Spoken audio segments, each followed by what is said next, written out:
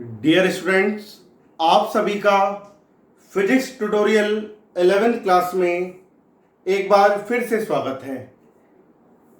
प्यारे बच्चों, पिछले वीडियो लेक्चर में हमने बात की थी गतिज ऊर्जा पर।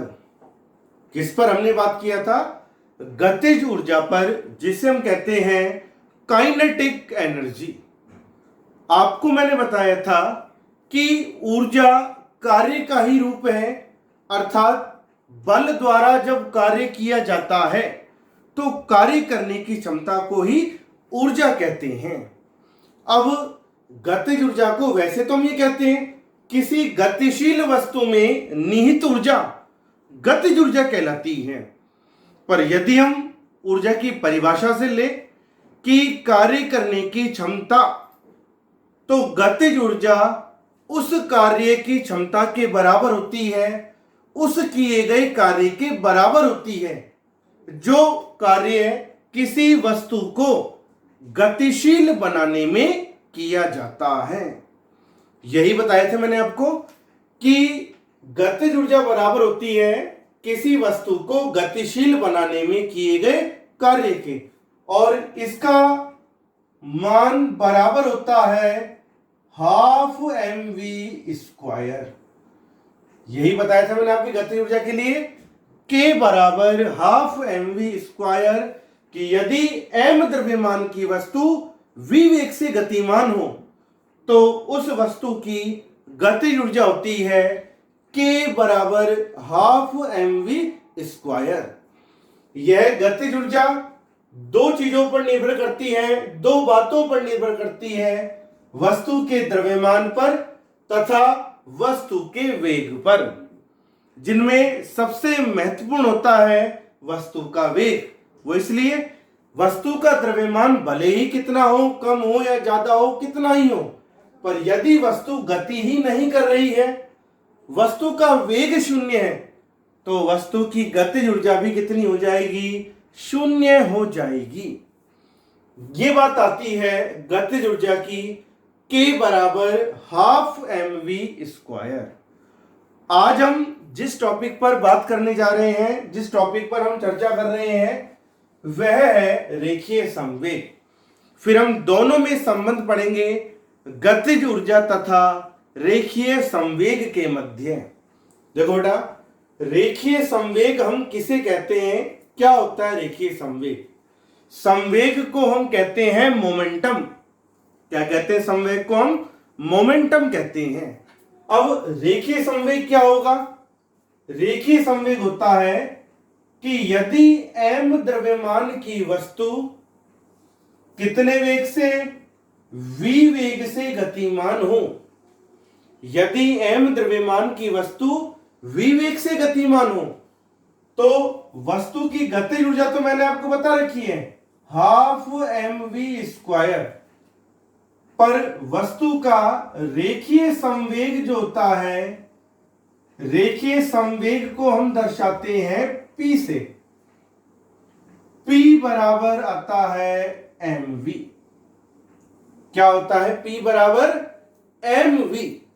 तो हम कहते हैं किसी वस्तु के द्रव्यमान, किसी वस्तु का द्रव्यमान व रेखीय वेग का गुणनफल वस्तु का रेखीय संवेग कहलाता है। तो रेखीय संवेग होता है p बराबर mv, जिसे हम कहते हैं किसी वस्तु का द्रव्यमान व रेखीय वेग का गुणनफल। क्या कहलाता है उस वस्तु का? रेखीय संवेग कहलाता है। रेखीय संवेग एक सदिश राशि है। रेखीय संवेग कैसी राशि है? सदिश राशि है। क्यों? क्योंकि द्रव्यमान तो भले ही अदिश राशि है, पर रेखीय संवेग वस्तु का किस पर निर्भर होता है? वस्तु के वेग पर। इसलिए हम कहते हैं रेखीय संवेग एक सदिश राशि है और किसी भी वस्तु के रेखीय संवेग की दिशा किसके अनुदिश होती है? उस वस्तु के वेग के अनुदिश होती है। सदिश रूप में आप इसे लिखेंगे वेक्टर P बराबर m वेक्टर V। फिर से ध्यान दें, मैंने आपसे कहा है रेखीय संवेग एक सदिश राशि है और रेखीय संवेग की दिशा किस पर निर्भर होती है? वस्तु के वेग की दिशा पर निर्भर होती है, इसलिए हम कहते हैं रेखीय संवेग सदिश राशि है। अब हम बात करें रेखीय संवेग का मात्रक। एमकेएस पद्धति में रेखीय संवेग का मात्रक हम निकालें। रेखीय संवेग बराबर द्रव्यमान गुणा वेग। द्रव्यमान का मात्रक क्या होगा? किलोग्राम। और वेग का मात्रक होगा मीटर प्रति सेकंड। सीजीएस पद्धति की हम बात करें, सीजीएस पद्धति में द्रव्यमान का मात्रक हो जाता है ग्राम और रेखीय वेग का मात्रक हो जाता है सेंटीमीटर प्रति सेकंड। तो रेखीय संवेग का एमकेएस पद्धति में मात्रक होता है किलोग्राम मीटर प्रति सेकंड, जबकि सीजीएस पद्धति में मात्रक होता है ग्राम सेंटीमीटर प्रति सेकंड। यहां तक आगे समझ में? तो छोटा सा टॉपिक है, कोई बहुत बड़ा टॉपिक भी नहीं है। रेखीय संवेग सीधी सी परिभाषा है, किसी वस्तु के द्रव्यमान तथा उस वस्तु के रेखीय वेग के गुणनफल को हम वस्तु का रेखीय संवेग कहते हैं। ठीक है यहां तक? अब हम बात करें वस्तु के रेखीय संवेग से संबंधित कौन कौन से तथ्य प्रमुख होते हैं, उन पर हम विचार करें।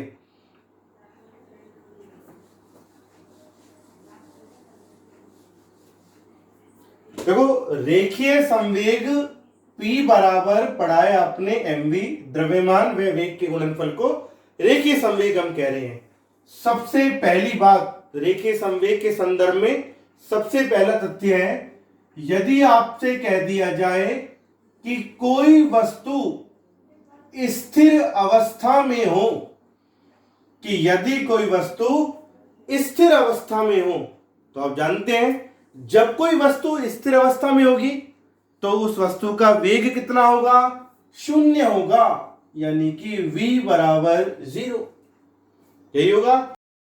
और जब वेग शून्य होगा तो रेखीय संवेग भी कितना होगा? शून्य होगा, p बराबर 0।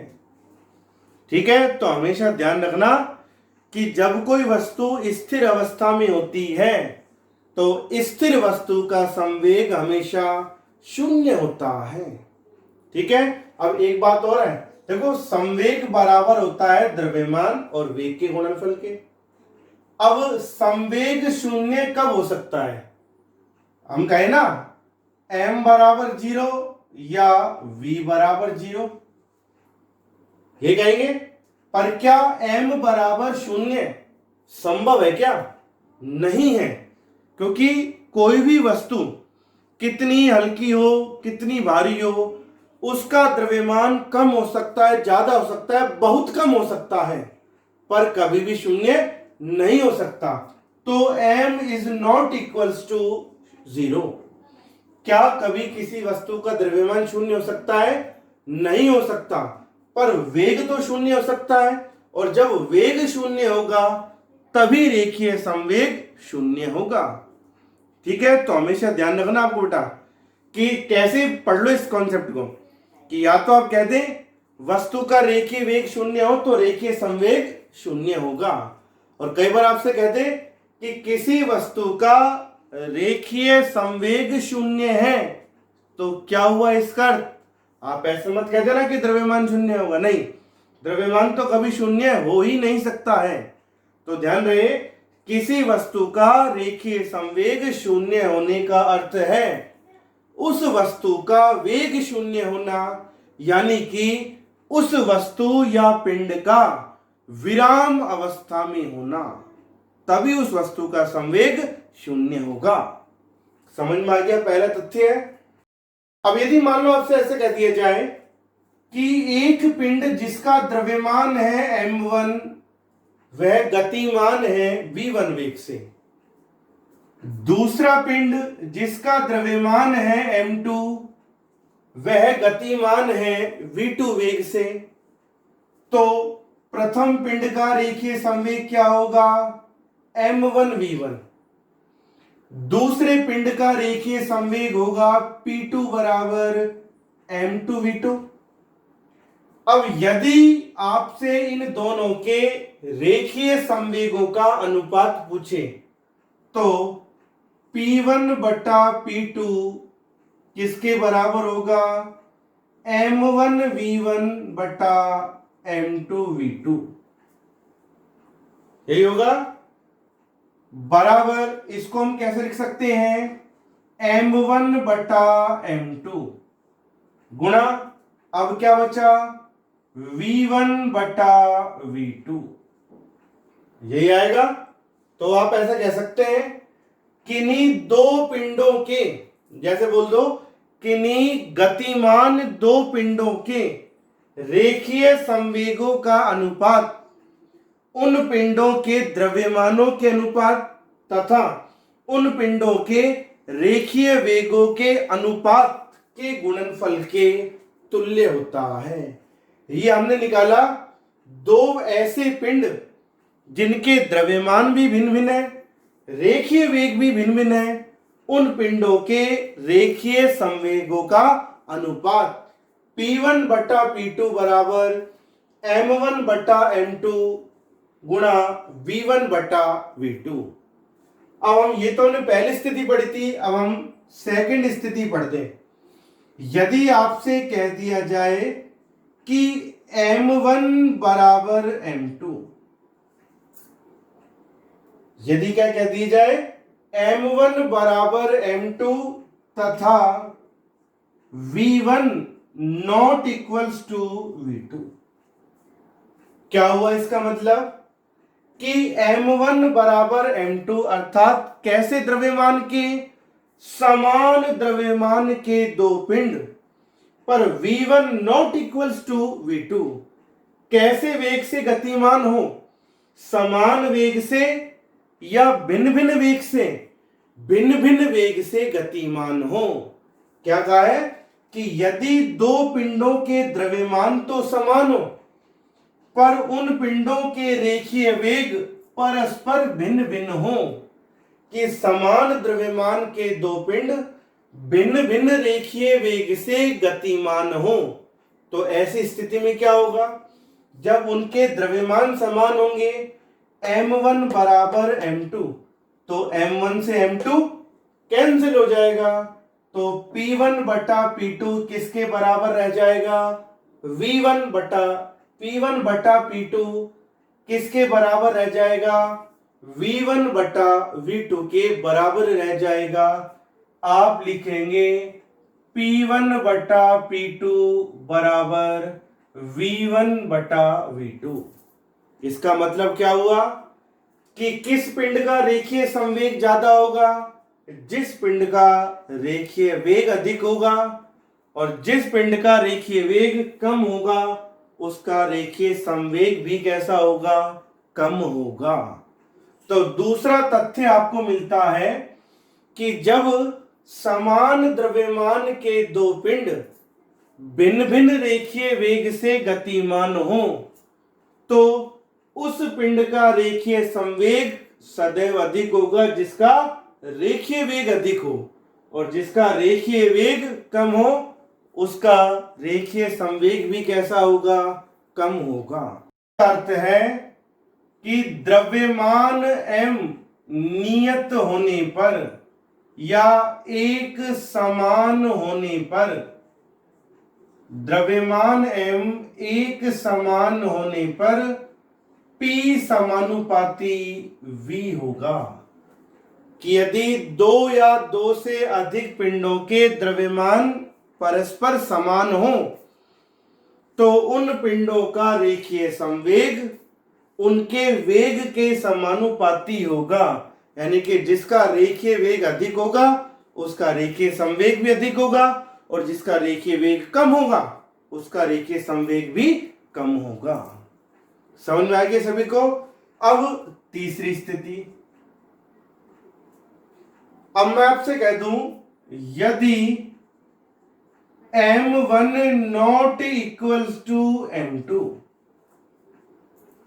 कि दो पिंडों के द्रव्यमान समान नहीं है, परंतु आपसे कह दें v1 बराबर v2, कि दो पिंडों के द्रव्यमान तो समान नहीं है पर उनके रेखीय वेग समान है, यानी कि भिन्न भिन्न द्रव्यमान के दो पिंड परस्पर एक समान रेखीय वेग से गतिमान हो तो P1 बटा P2 बराबर, V1 और V2 बराबर है, कैंसिल हो जाएंगे, तो P1 बटा P2 किसके बराबर आएगा? M1 बटा M2 के। तो आप बताइए किस पिंड का रेखीय संवेग ज्यादा होगा, हल्के पिंड का या भारी पिंड का? भारी पिंड का द्रव्यमान ज्यादा होगा तो रेखीय संवेग भी अधिक होगा, हल्के पिंड का द्रव्यमान कम होगा तो उसका रेखीय संवेग भी कम होगा। तो इसका मतलब हम कह सकते हैं कि जब रेखीय वेग v कैसा हो, एक समान हो, तो रेखीय संवेग p किसके समानुपाती होगा? द्रव्यमान m के समानुपाती होगा। ये बेटा हम कंपेयर कर रहे हैं दो पिंडों का, या दो से ज्यादा पिंड भी हो सकते हैं। कि क्या कहा है कि यदि भिन्न भिन्न द्रव्यमान के दो पिंड या दो से ज्यादा पिंड भी हो सकते हैं समान रेखीय वेग से गतिमान हो तो उन पिंडों का रेखीय संवेग उनके द्रव्यमान के समानुपाती होगा। जिस पिंड का द्रव्यमान कम है उसका रेखीय संवेग भी अधिक होगा और जिस पिंड का द्रव्यमान कम है उसका रेखीय संवेग भी कम होगा। ठीक है, अब आपको देखो मैं इसका एक बिल्कुल इजी एग्जांपल बता दूं। जैसे आपको पिछले वीडियो लेक्चर में मैंने आपको बताया था कि मान लीजिए एक कार और दूसरा एक साइकिल, दोनों समान वेग से गतिमान हो, कि एक तो गतिमान कार है और एक गतिमान साइकिल, दोनों का रेखीय वेग समान है, कि दोनों एक ही रेखीय वेग से गति कर रही हैं। अब आपसे मैं कह दूं किसका रेखीय संवेग ज्यादा होगा, कार का या साइकिल का? तो आप क्या कहेंगे? P समानुपाती M, कि रेखीय वेग तो समान है तो रेखीय संवेग किसका अधिक होगा? जिसका द्रव्यमान ज्यादा हो। तो कार और साइकिल में किसका द्रव्यमान ज्यादा होगा?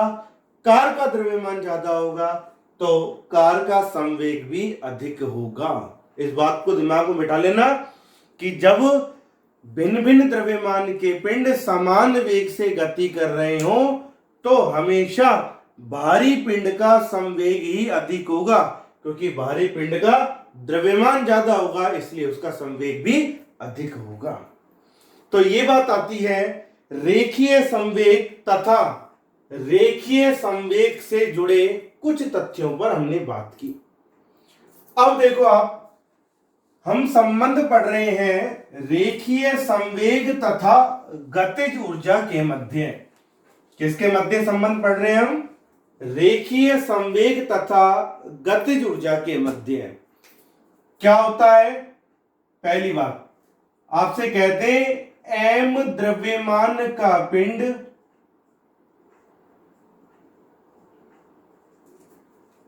v वेग से गतिमान हो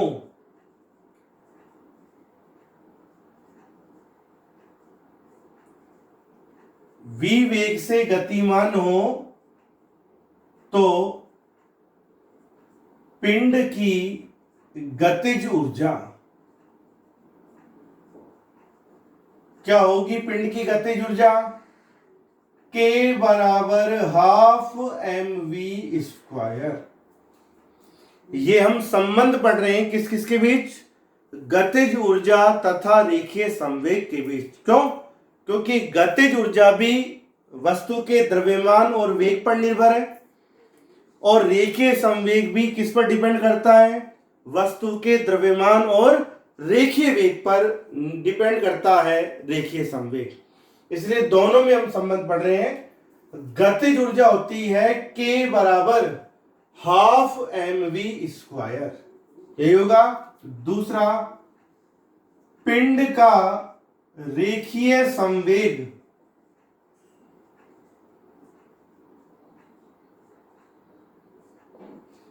क्या होगा? P बराबर mv। क्या होगा? P बराबर mv। अब हमें क्या करना है? दोनों में संबंध स्थापित करना है। अब देखो, गतिज ऊर्जा में तो क्या आ रहा है? v स्क्वायर, और संवेग में क्या आ रहा है? केवल v।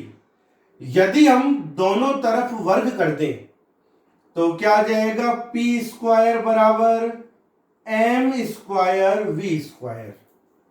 ये आ जाएगा p स्क्वायर किसके बराबर होगा? m square v square. इसको हमने लिख दिया समीकरण 1, ये हमने लिख दिया समीकरण 2। अब हम क्या करेंगे? दोनों में संबंध स्थापित करेंगे। तो भाग लगा रहे हम समीकरण 2 में समीकरण 1 का, तो आ जाएगा समीकरण 2 में समीकरण 1 का भाग देने पर में LHS का भाग देंगे, P स्क्वायर में भाग देंगे K का, और RHS में RHS का m स्क्वायर v स्क्वायर में किसका भाग देंगे? 1/2 mv स्क्वायर का। तो v स्क्वायर से v स्क्वायर कैंसिल हो जाएगा, ऊपर m स्क्वायर है, नीचे m है, एक घात कैंसिल हो जाएगी, तो आ जाएगा p स्क्वायर बटा k बराबर, ये मान पलट जाएगा तो ऊपर आ जाएगा 2। m स्क्वायर में जब m का भाग देंगे तो केवल क्या बचेगा? m, यही बचेगा। अब आप देखें, यदि हमें इससे k का मान निकालना हो तो हम लिखेंगे p स्क्वायर बराबर, वज्र गुणा कर दो, यह आ जाएगा 2mk। तो k बराबर आ जाएगा p स्क्वायर बटा 2m। क्या आ जाएगा? k बराबर p स्क्वायर बटा 2m। एक संबंध तो आपको ये मिल जाता है। ये संबंध हम कब काम में लेंगे? कि जब आपको किसी कण का रेखीय संवेग दिया हुआ हो और क्या पूछे आपसे? गतिज ऊर्जा पूछे। रेखीय संवेग आपको दे दिया P और गतिज ऊर्जा के बारे में आपसे पूछा, तो K बराबर किसके होगा? P स्क्वायर बटा 2m, यही होगा।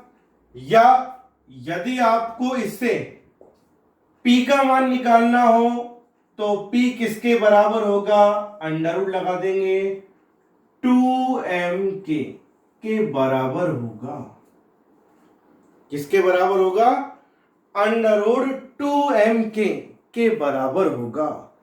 इस सूत्र का उपयोग आप कब करेंगे? जब आपको गतिज ऊर्जा दी गई हो और क्या पूछे आपसे? रेखीय संवेग पूछे, तो रेखीय संवेग होगा P बराबर अंडर रूट 2mk। समझ में आ गया सभी को? तो देखो बेटा, गतिज ऊर्जा भी द्रव्यमान और वेग पर निर्भर करती है, रेखीय संवेग भी द्रव्यमान और वेग पर निर्भर करता है। तो जब हम किसी पिंड की गतिज ऊर्जा और रेखीय संवेग के बीच में संबंध स्थापित करते हैं तो यह संबंध आपको दो तरह से मिलता है। एक तो मिलता है K बराबर P स्क्वायर बटा 2m। ये संबंध हम तब काम में लेंगे जब आपको रेखीय संवेग दिया हो और गतिज ऊर्जा आपसे पूछे। दूसरा संबंध होता है P बराबर अंडर रूट 2mk। ये संबंध आप तब काम में लेंगे जब आपको गतिज ऊर्जा दी हुई हो और क्या पूछे आपसे? रेखीय संवेग के बारे में आपसे पूछे, तो आप संबंध काम में लेंगे P बराबर अंडर रूट 2mk। क्लियर। अब देखो इन संबंधों का भी हम उपयोग करते हैं। गतिज ऊर्जा और रेखीय संवेग में एक संबंध तो होता है k बराबर पी स्क्वायर बटा 2m, यही होता है। मान लो मैं आपसे कह दूं कि दो पिंड जिनके रेखीय संवेग समान है, दो पिंडों के रेखीय संवेग ये तो कैसे दे रखे हैं, समान दे रखे हैं, अर्थात नियत आपको दिए हुए हैं। अब जब दो पिंडों के रेखीय संवेग समान होंगे तो बताइए आप किस पिंड की गतिज ऊर्जा ज्यादा होगी। फिर से देखो मैं आपको रिपीट कर रहा हूं। दो पिंडों के रेखीय संवेग P ये तो आपको दे रखा है नियत। अब किसके बारे में पूछ लिया आपसे, गतिज ऊर्जा के बारे में आपसे पूछ लिया। तो यदि दो पिंडों का रेखीय संवेग समान यानी कि नियत हो तो किस पिंड की गतिज ऊर्जा ज्यादा होगी, के एम का इनवर्स चल रहा है ना, बिल्कुल उल्टा चल रहा है ना। तो किस पिंड की गतिज ऊर्जा ज्यादा होगी, जिसका द्रव्यमान कैसा हो, कम हो, और जिसका द्रव्यमान ज्यादा होगा उसकी गतिज ऊर्जा कम होगी। समझ में आ गई सभी को। तो ध्यान रहे बेटा, जब दो पिंडों की गतिज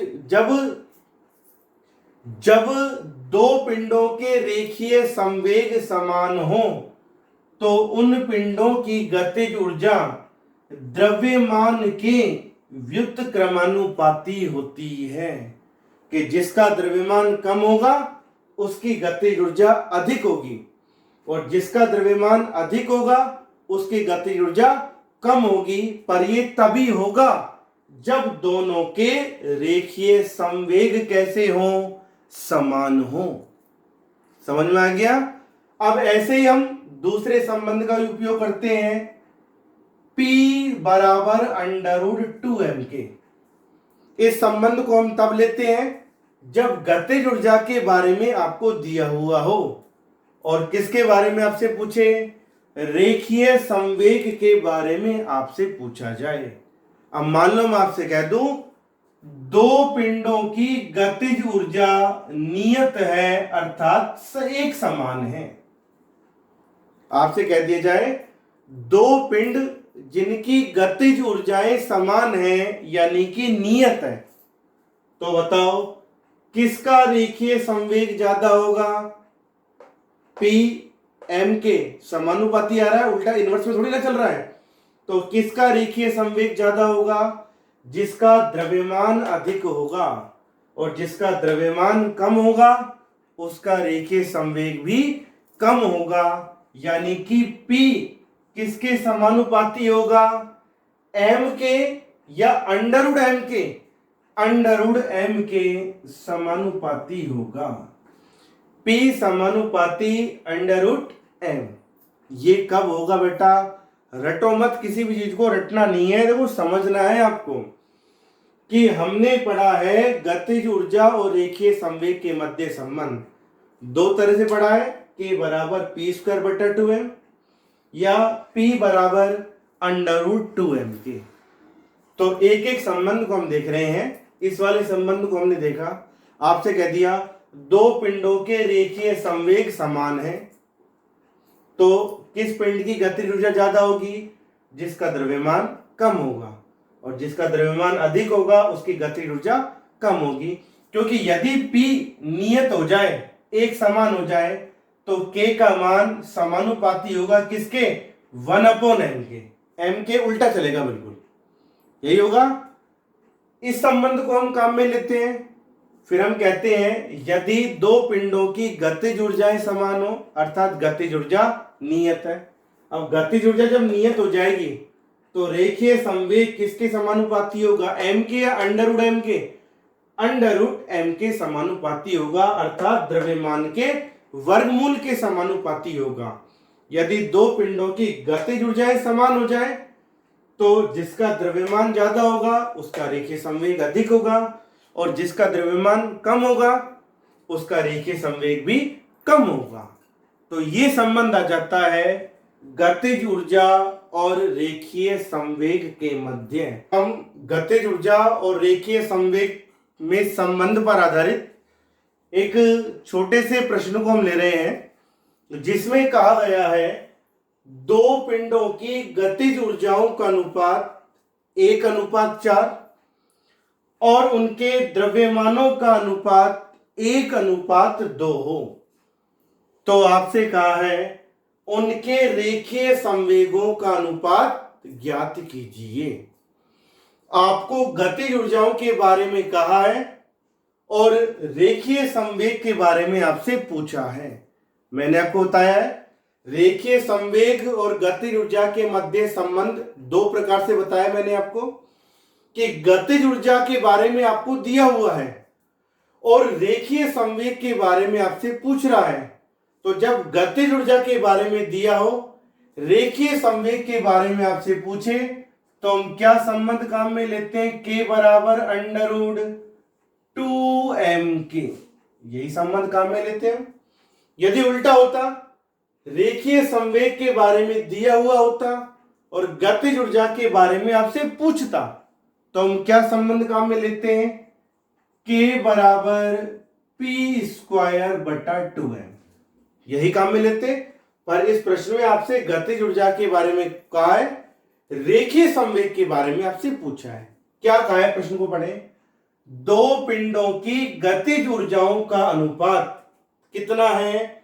1:4 है।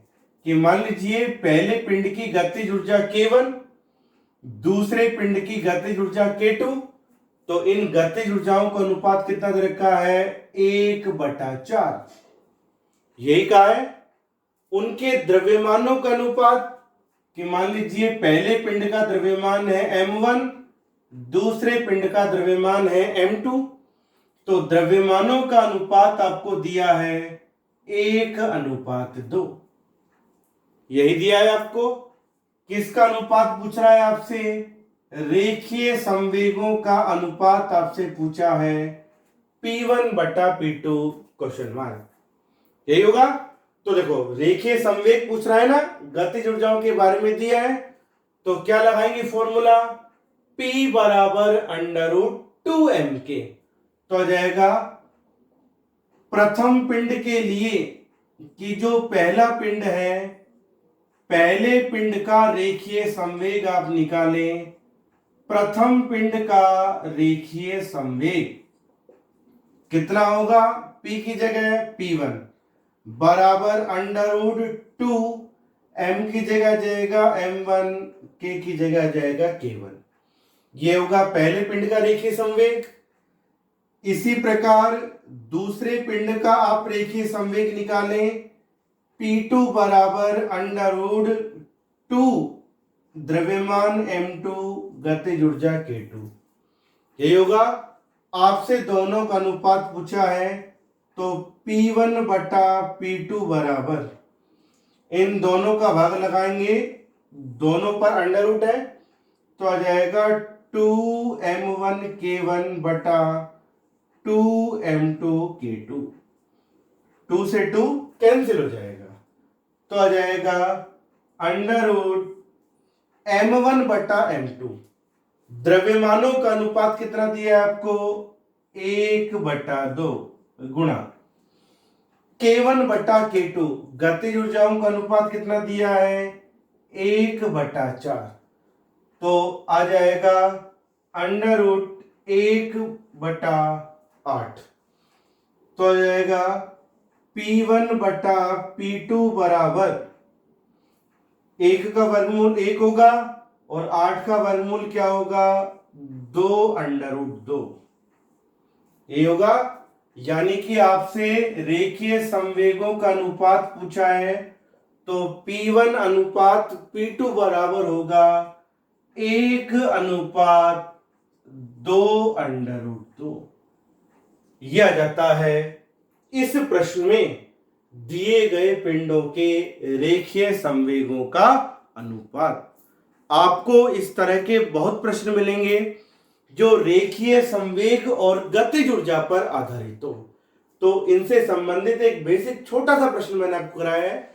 इसके आगे भी बहुत प्रश्न होंगे जिन पर हम चर्चा और आगे करेंगे। ठीक है बेटा।